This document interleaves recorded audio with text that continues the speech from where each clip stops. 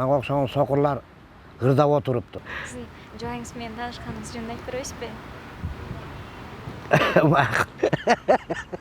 Максат коюп жетпей калган нерсем биринчи бул ден соолук болуп калды. Чайымып жатсам чыркырап, шопуру түшүп тыңсынат.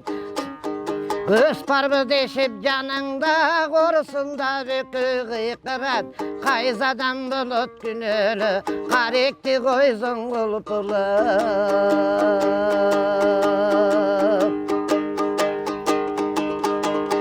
Тагдырда болот миң айла, таппадым бирок бир айла.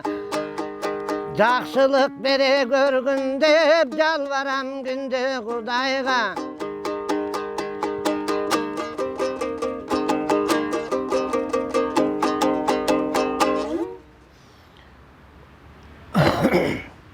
Саламатсыздарбы? Жалпы FAKT.KG ютуб каналынын көрөрмандары, эл ичи өнөр кенче демекчи, бүгүнкү биздин каарманыбыздагы көзү азиз болсо дагы комузун колго алып, өзүнүн мукам үндүү ыры менен көпчүлүктүн жүрөгүнөн түнөк тапкан биздин Райым Калый агабыз. Саламатсызбы? Кандайсыз? Саламатчылык. Жакшы жүрөсүзбү? Шүгүр, Кудайыма шүгүр, жүрөбүз. Эптеп септеп, баткак тепсеп, эшегим өлбөсүн, арабам сынбасын деп жүрөбүз. Кудайыма шүгүр. Өзүңүз жөнүндө кененирээк айтып бербейсизби? Кайсыл жактын кулуну болосуз? Канча жаштасыз? Өзүм тууралуу айтсам, өзүм атым Райым Калый. Фамилиям Жуманазаров. Өзүм кетменте Үрөөнүнүн чоң арык айылынан болом. 1970 жылы эски Токтогулдун агроном деген айылында төрөлүп, кийин ошо багы чоңоюп өскөн жерибиз чоң арык болуп калды. Ошон үчүн багы чоң арык деп айтууга туура келип калды да.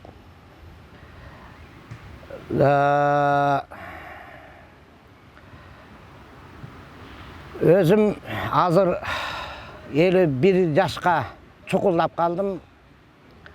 Сентябрдын 10-унда Кудайым буйруса 51-ге чыгам.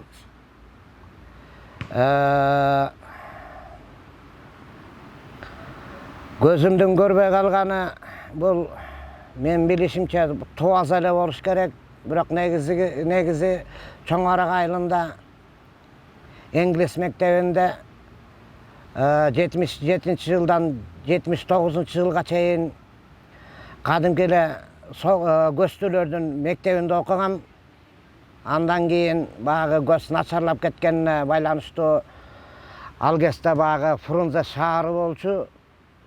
Ошондо ошо Фрунзе шаарына келип, Фрунзе шаарында окуп, анан ушу Бишкекте ошомойнча эле калып калдык да азыр. Кайсыл жакта окудуңуз? Жогорку билимиңизди кайсыл жактан алдыңыз? Менде жогорку билим жок. Менде болгону 6 класс образование билимим бар.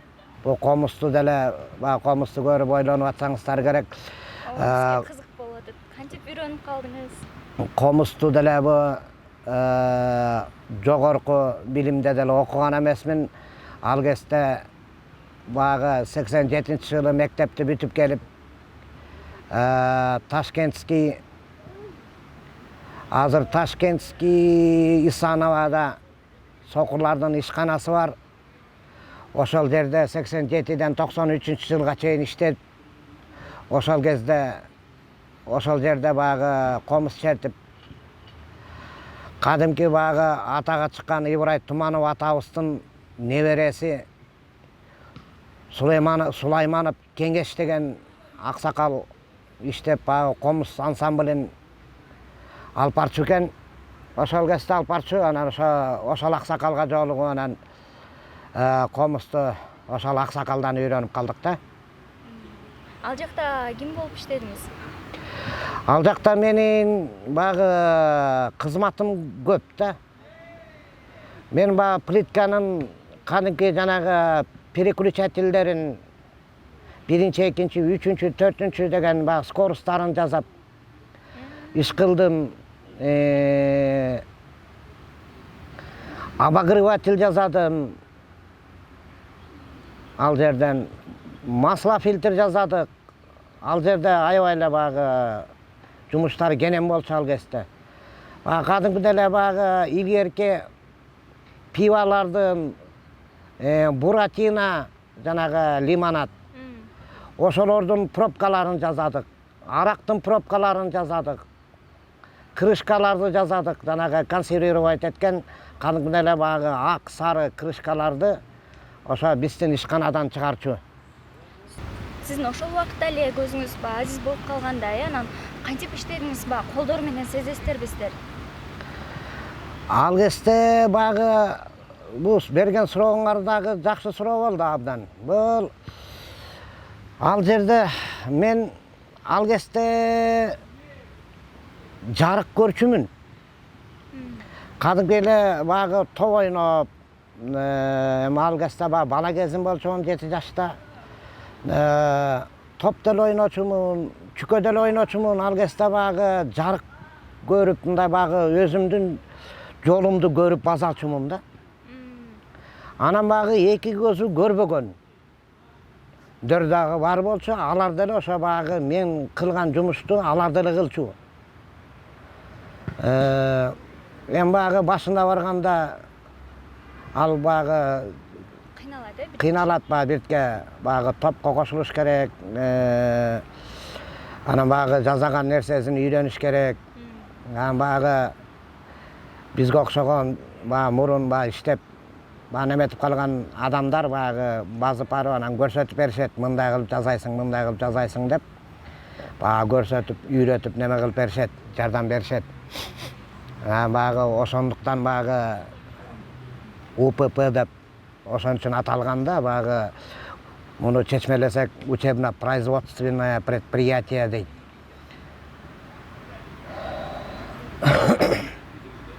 Анан кийин ал учурдан кийин эмне иш менен алектендиңиз? Ал учурдан кийин баягы мен 90-жылы турмуш куруп үйлөндүм. 91-жылы балалуу болдум. Анан баягы акча айлыгымды деле алам, пенсиямды деле алам. Орто эсеп менен ошондо бир 300ке жакын акча бир айда алам. 300 сом. Анан баягы 2 жумага жетпей эле акчам түгөнүп калат. Жетпей калат. Балалуу да болуп калдым. Анан баягы балага самын деген керек, майда чүйдөлөр керек. Анан баягы акча жок деп баягы алып бербей коюу дагы туура эмес да. Анан баягы бир күнү ишканадан келатып карасам бир орус, анан бир өзбек улутунда көзүнө майып, мага окшогон сокурлар ырдап отуруптур. Көчөдө? Базардын оозунда ырдап отурушуптур. Анан аларды бир топ отуруп карадым. Бир жарым саатка жакын, жарым сааттан да ашып кетти. Көпкө чейин карап отурдум. Орусту тааныдым ким экенин, өзбекти көрбөптүрмүн. Бул Оштон келген өзбек экен көрсө. Оштун ишканасында, ошо сокурлардын ишканасында иштеген өзбек экен. Домбураны абдан мыкты ойнойт экен. Анан ал кезде баягы комузду катуу чепчүмүн деп мактанбай эле коеюн, баягы колго алып калчусуз. Колго алып бирке кыңгыратып калчумун. Анан канча убакыт өттү билбейм, анан баягы жаңы эле айлык алгам. Анан Багы өкө эзмеген анан көрөйүнчү бир базарга чыгып. Кандай болот болду экен? Күнүмдүк окатты таба аламбы? Деп анан багы үстөлдү, комусту көтөрүп алып, банка көтөрүп алып анан багы Ош базарга бардым. Ош базарга барып, анда багы Токтогул жагынан кирген ооздон кирип анан багы ошол жерге отуруп жарым саат ырдадым. Жарым саат ырдап отуруп анан багы акчаны санасам, анда багы көзүм көрчү акчаларды таанычумун. Анан мындай багы санынан эмес, жазылган санынан эмес, сүрөтүнөн таанычумун да. Анан 70 сом акча болду. Ай жетет. Деп эми багы көп деле андай сүйүнгөн жокмун, багы ыңгайсыздык аябай кыйнады да. Багы эми ден соолугум татынакай болуп турса, анан ушинтип базарга чыгып каламбы деген суроо маселе абдан багы талкалады да, жеди да мени аябай. Анан эми багы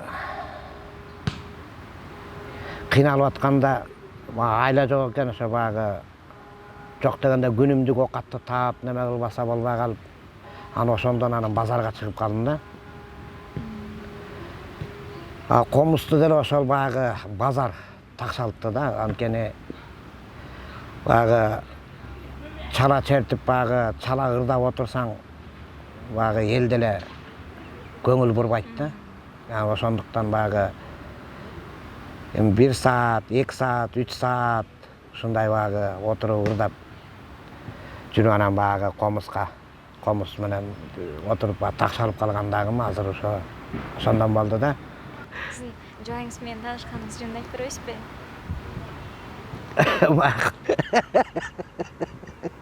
Аябай кызык болду. Бул 90-жылы анда багы ишканада, УППда, сокулардын ишканасында багы иштеп жүрсөм, бир күнү чоң атам раматылык Жуманазар атабыз ошол киши багы кат жазып жиберип ийиптир. Балам келип тамеки айдадык эле, ошо тамекини престеп бересиңби деп. Анан мейли барайын деп анан багы ишканадан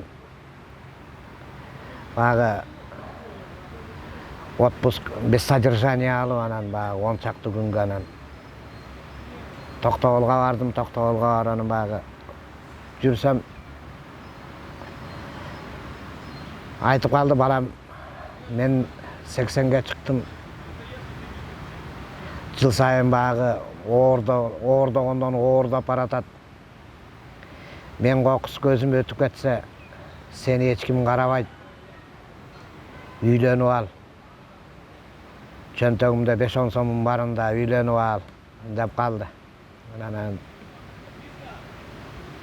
багы бизди тарбиялап чоңойткон ошол багы атабыз болгондуктан багы сөзүн эки кыла алган жокмун. Макул ата, мен ойлоноюн. Анан жооп берейин деп анан тамекини престеп бүтүп келдим.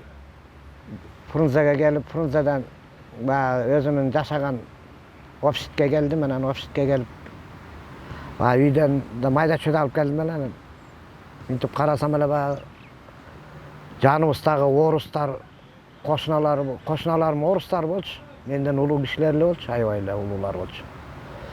53 жылкы немелер болчу. Алардын ордуна эле башка багы адамдар болуп калган. Майда чүйдө алып келип, анан багы үстөл үстүнө коюп, баарын даярдап, анан багы чакырып, осты келе деп анан чакырып, эметсем багы бизге 2 кыз кошуна болуп келиптир. Аларды да чакырдыңыз. Аларды да чакырып, анан багы отурдук. Сүйлөшүп отуруп, багы чай-пай ичип, анан бирөөнүн көрүп, анан бирөө мени менен окуган башында. Анан бир жылча менен окуп, анан баягы башка класска которулуп кеткен да.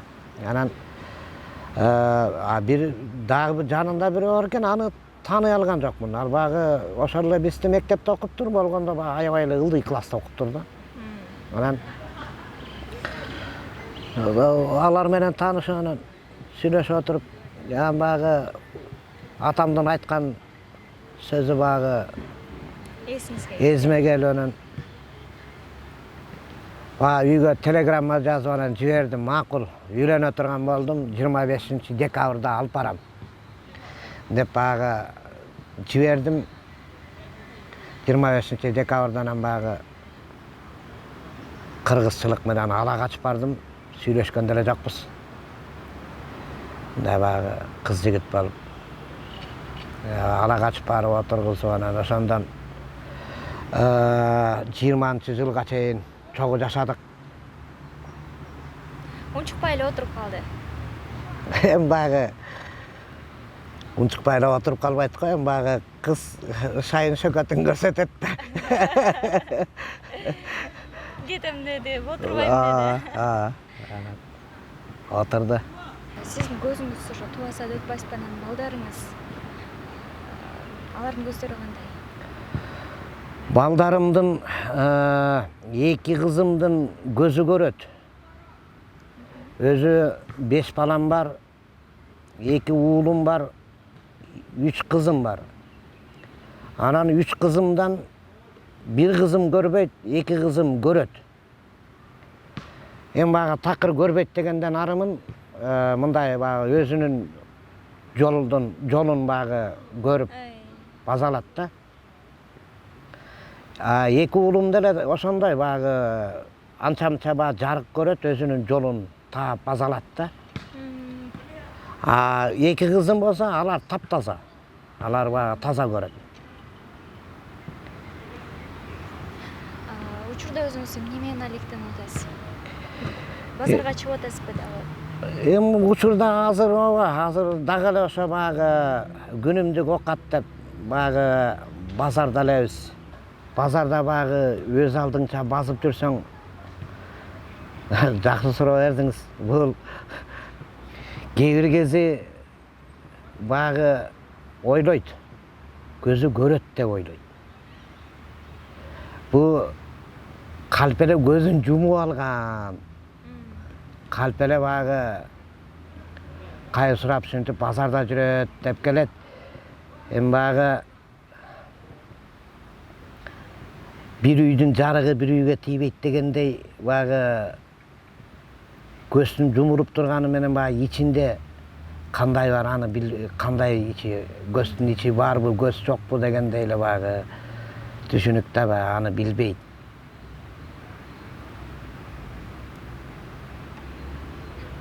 Анан сиз аларга кандай жооп бересиз?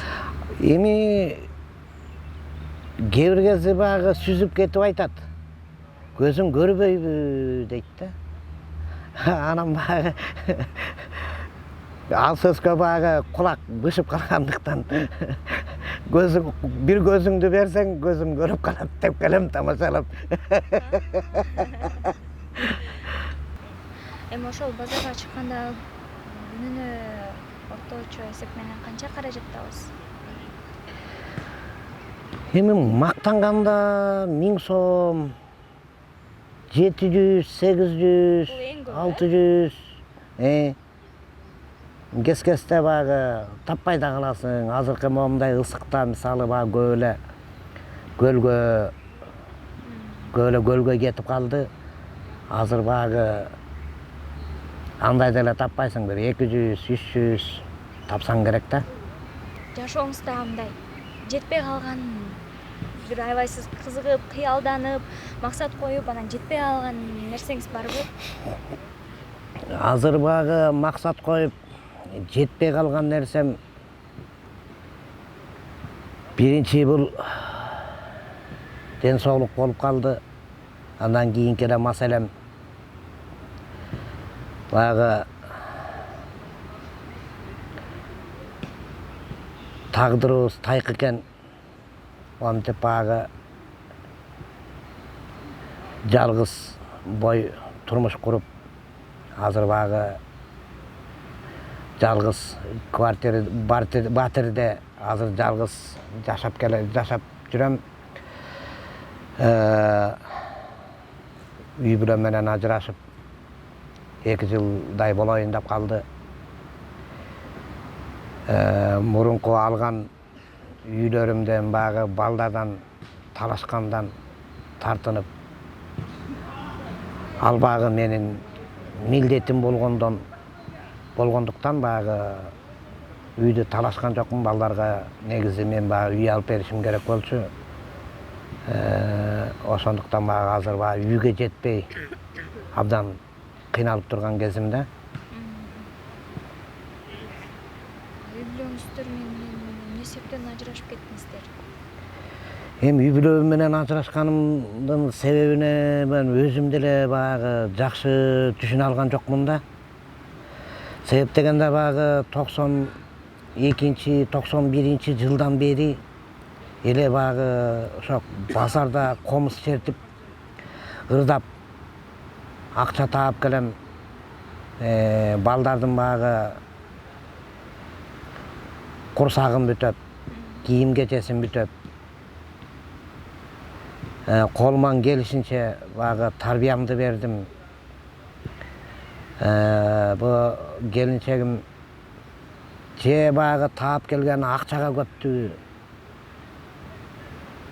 же кандай ага ой келди, мен ошого өзүм таңмын да.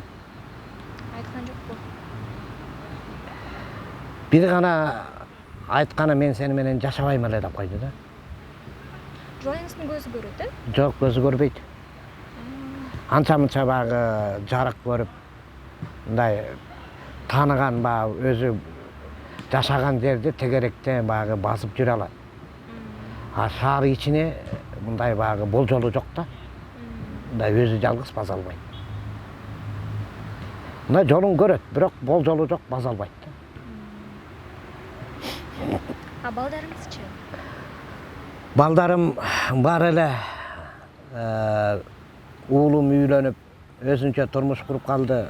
Кызым турмушка чыккан. Анан 4-өө, 3-өө дегеним бу келинчегимдин колунда. Алар менен деле ошо балдарым менен деле багы катышпай калдым. Барсаң эле беттен алат. Же бир жамандык кылган жокмун. Колуман келишинче эле багы багып чоңойткондой эле болдум. Жакшы эле тарбия бергендей болдук. Анан ушагына ушу күнгө чейин эле таңмын да. Элмирбек Иманалиевдин Булбулум аттуу ырын ырдап берейин.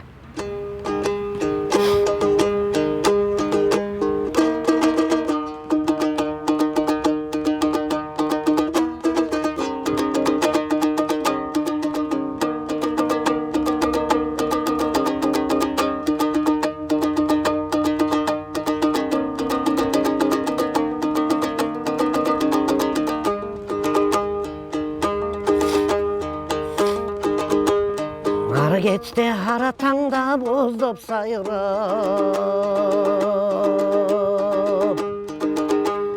armandu sezimdi kozgop sayırıp.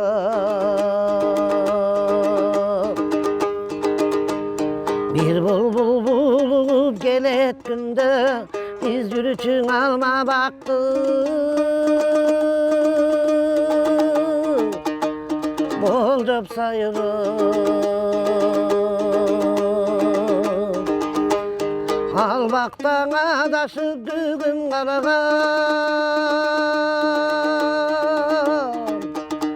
Alşaktan almada izim kalgan, Alsıyım bulbuluğa aylangan bu. Aşığın izlegen ürülü tandım,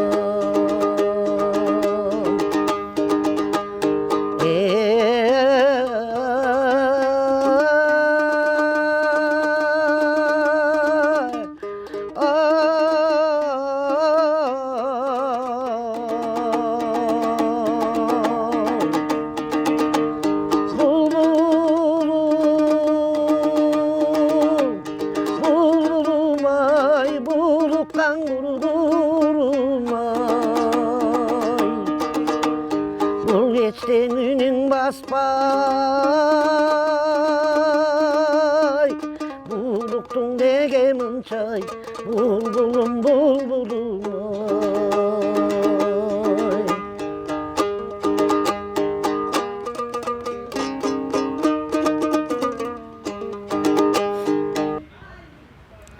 Чоң рахмат.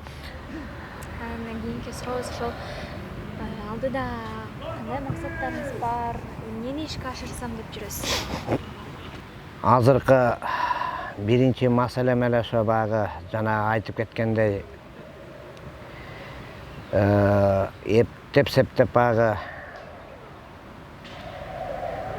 картайганда моментип көчөлөп батирлерде жашабай эптеп баягы үйгө жетсем деген максат болуп атат да. Элге да өткөнкү передачада дагы айтып кеткем, өтүнүп суранып кеткем. Азырда баягы ошону дагы эле баягы айткым келет. Ден соолукка байланыштуу ушинтип баягы үйдүн жоктугунан баягы батирлеп калдык. Баягы эптеп кичинеден болсо да баягы жардам берсеңер абдан жакшы болмок да. Биз экранга жазып коебуз. Эгерде кимде ким жардам берем деген болсо, ошол номерлерге байланышып, же болбосо ошол карта номерлерине өзүңүздүн жардамыңызды салсаңыздар болот. Мындан мурун акышында келип тартып кетти. Ал жерде баягы мындай маселе болуп атыптыр да. Электрондук кошелегү барбы, кантип баягы байланышсак болот деп. Менин телефон номурум 529 05 36. Электрондук кошелектер ушунда болуш керек. Ушу номерге чалсаңыздар мен байланышам. Байланышка мен өзүм деле чыга алам. Анан багы айырда дагы жазылып атат. Бу телефондук көзү көрбөсө кантип окуп, кантип жазып атат деп. Анан ошону багы азыр көрсөтүп берип коеюн. Бизге да кызык Дегем да. Мынакей кадимкиде неме сотка 6 сана аман адамдар колдонгон сотка бул. Мынакей мен азыр муну иштетем да. Элмирбек деп жазалы. Ж, запятая гбор, О, Л, пробел, И, М, И, Н, Р, Ю, Б, Н, Е, К. Окей. К. Элмирбек Иманалиев ырлары 2 из 10. Элмирбек Иманалиев ырлары дейт.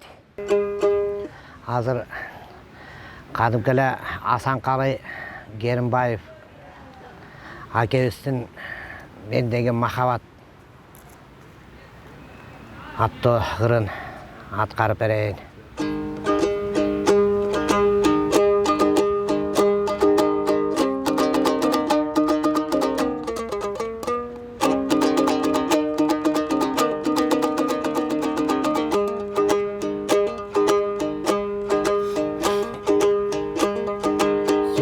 Турат жерден кеңе тургандай, мойнумдагы ыйгая тумардай.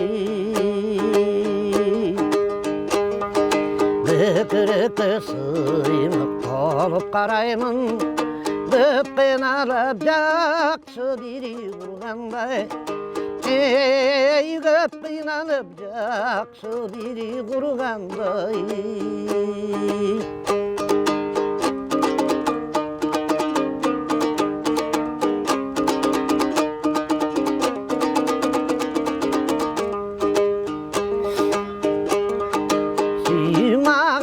Мел билдеген суларды кулардай, айбаттанат көлдө сүзгөн кулардай. Таттуу сайрап илчиретет сезимди, таң алдымдаңын алышкан улардай. Ey taң алдымдаңын алышкан улардай.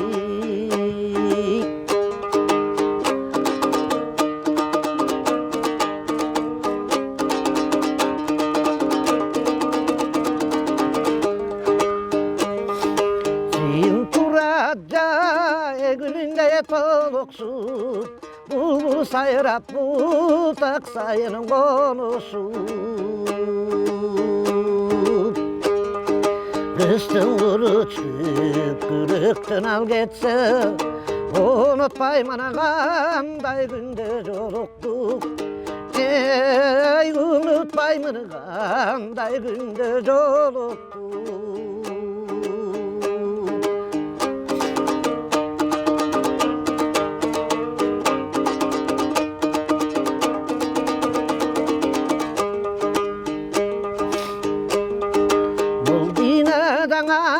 Açkan menin ünümdü, jarık kılgan gözümdüğü tünümdü. Senin kanaman yürgün karanın, ben sen için dağ tavırdayım seni. Ey ben sen için dağ tavırdayım seni.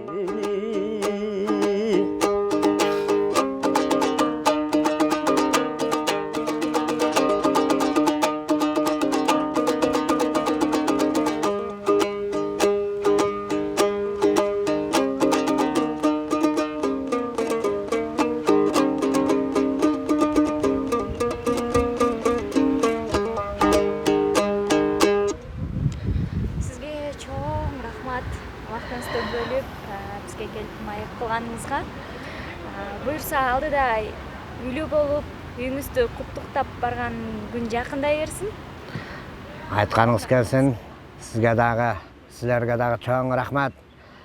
Кудай таалам силерге дагы ден соолук берсин, иман берсин, тынччылык, ден соолук берсин. Кудай таалам ар дайым тынччылыкта күлүп жайнап, ойнап күлө жүрө бериңиздер.